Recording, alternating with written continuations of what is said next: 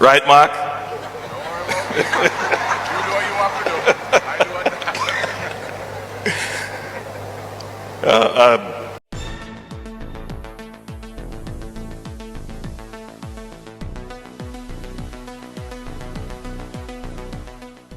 Blessings, blessings. Welcome back to the channel. It's your girl, Isabel Rose. And in this one, Mark Golding tells Prime Minister not to worry about him.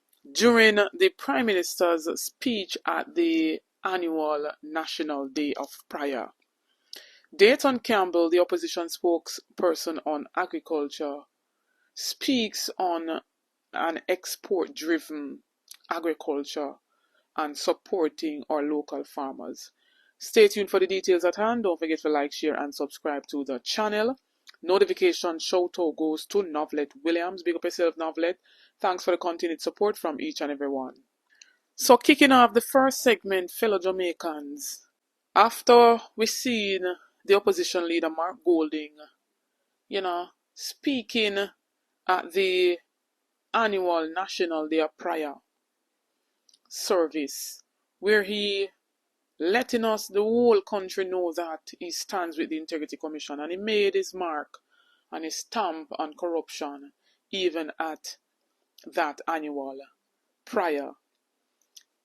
After which the Prime Minister spoke, and he was basically saying that he's wishing the opposition best wishes, and in that same breath he was trying to basically force into Mark Golding's business. And Mark Golding make him know, say, look here, no worry about that. Because he wanted to say that Mark Golding had other engagement. Trying to force in the opposition business. And Mark Golding make him know straight. A wish of blessing to the leader of the opposition.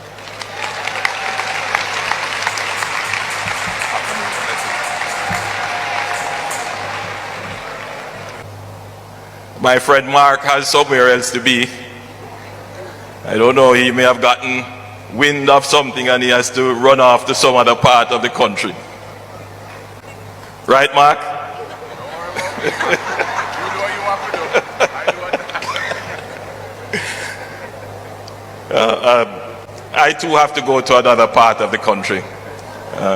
Not for the same reason that Mark is going to another part of the country, but I have to attend a funeral of a dear friend. But I could not miss this. So in the same day of the annual prayer, Mark Golding toured Manchester and him turned up the whole of Manchester. Even the children of a particular primary school welcomed the opposition leader. And I believe me, I could just drop a few clippings of the whole tour and a little of Mark Golding's speech on another video. So you can see what took place. And them say if you want to know if you're good, if children and animals gravitate to you and love you, it proves to some degree that you are a good person. Now in this segment, Dayton Campbell, the opposition spokesperson on agriculture, basically vouching for our Jamaican farmers who have been, hit in the whole burial and who have been feeling the blunt under this government. No care attitude, give them little to nothing, and basically import more than we export. And with a brand, with a culture as Jamaica, everywhere in the world where you go, people want a little taste of Jamaica. And our farmers are being neglected on a very great scale. And so our importation bill has basically doubled somewhat under this government from 2016 until now. And Dayton Campbell is basically, voting or putting his plans forward for a great export agriculture to support our local farmers. And he spoke out on 106 FM. And I want you to listen to the entire clipping. and tell me if you don't agree with what he plans to do, yes or no. Dayton Campbell is the opposition spokesman on agriculture, and he now joins us to talk about the support his party will be providing to the vital but floundering agricultural sector when it becomes the government of Jamaica. Good morning, Dayton. Welcome. Hi, good morning. Happy New Year to you. Good morning. Same to you. How are you, sir? Thank you. I'm great. I've seldom seen better days. Okay, good. That's wonderful to hear. Well, before we get into what your plans would be for supporting the sector, what is your assessment of the sector at this time? All right, so there are some challenges with the sector.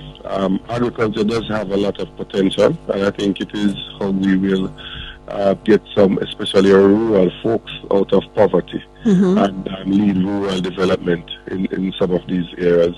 And food security is something that is critical. So agriculture, currently we have over 250,000 registered farmers in Jamaica. So it is the largest employer of labor in the country. It only contributes about 9% to the GDP of the country though. So it doesn't give the commensurate contribution to GDP based on the percentage of the labor that it has. Clearly, we need to adopt to newer technology. We don't have the same ability to get labor as we did a few years ago, as people are not willing to continue with the old methodologies.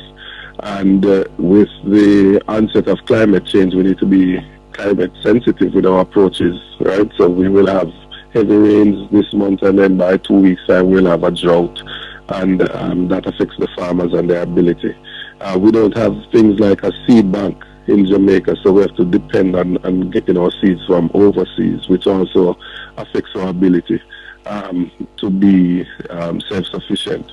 Our trade bill there's an imbalance. We import way too much, in my opinion. Our import bill has moved from $848 million US in 2016 to 1.379 billion US dollars in 2023.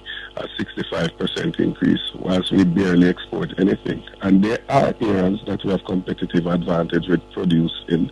Our spices have an international demand, whether it's ginger, turmeric, pimento, nutmeg, those things that we can compete with. Yellow yam and those things continue to be our main exporter.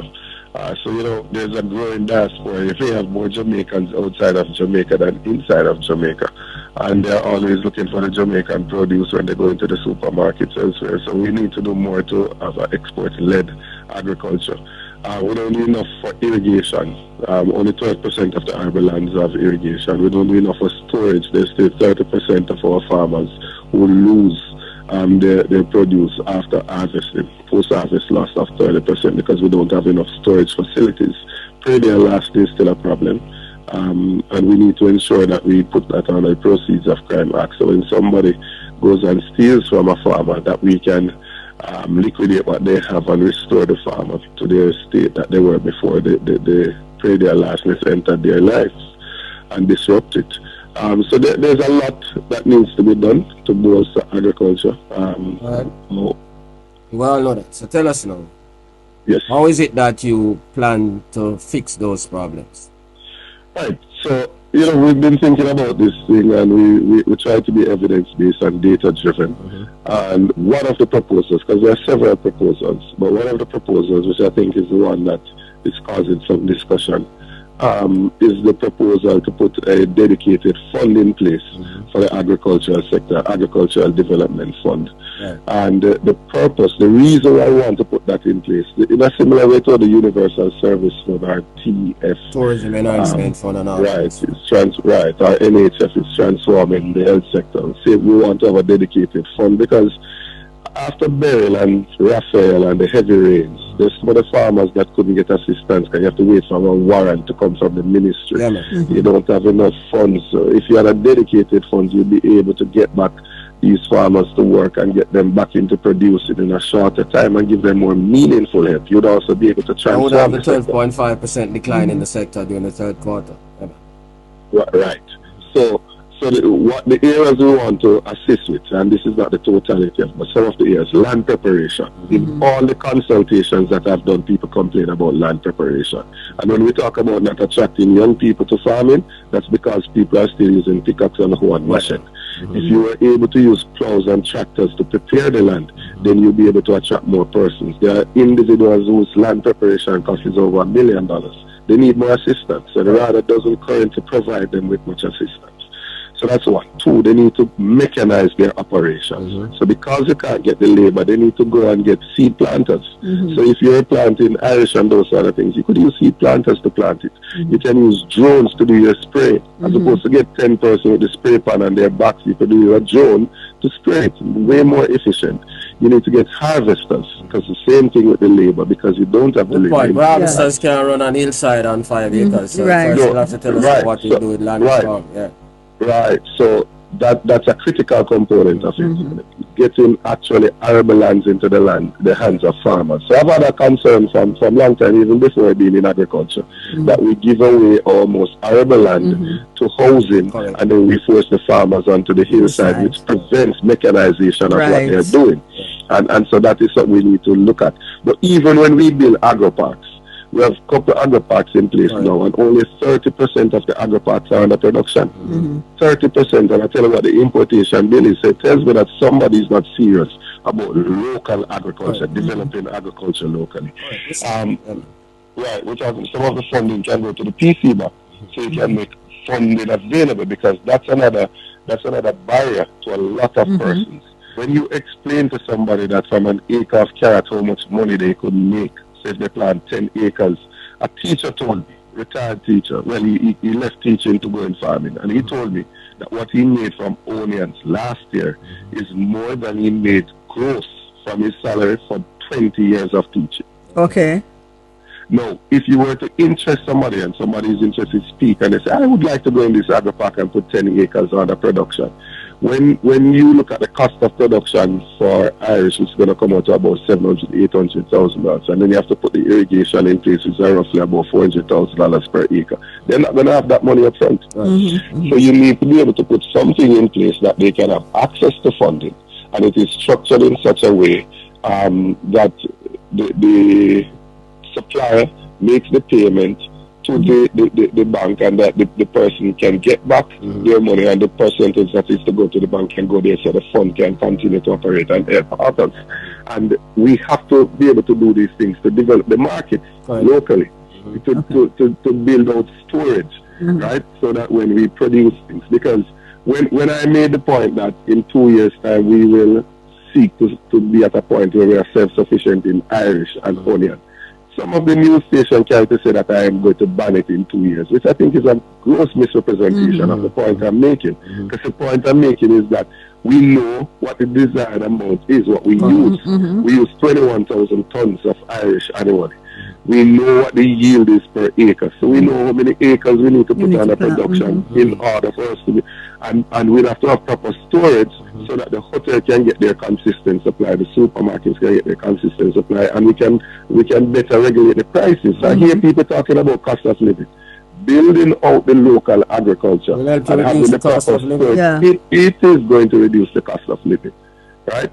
But what is taking place now is that this government is wantonly issuing import licenses to even persons seated in the parliament on their side. Yeah, man, that's well known. And that is what is causing the problem, because the focus is on that. In the Minister of Agriculture constituency last year, the onion farmers complained as they had to throw away their onions and they rot in the field because import licenses were given to bring in onions. That's caused a glut on the market, and therefore they couldn't sell their produce. Now, import licenses are only to be given when there is something like burial and we can't produce it, and you want to meet the demand that is there, so you bring it in for that period. But it shouldn't be a policy where people are just importing that and not in agriculture. Absolutely. Right. So those are the issues that I'm having. And even when you get to that point that you need to import, it should be the persons who are planting, right, who have been affected by the weather event that now get the license to import it. It shouldn't be some individual, right, who has no interest in local agriculture. And the quality of the produce.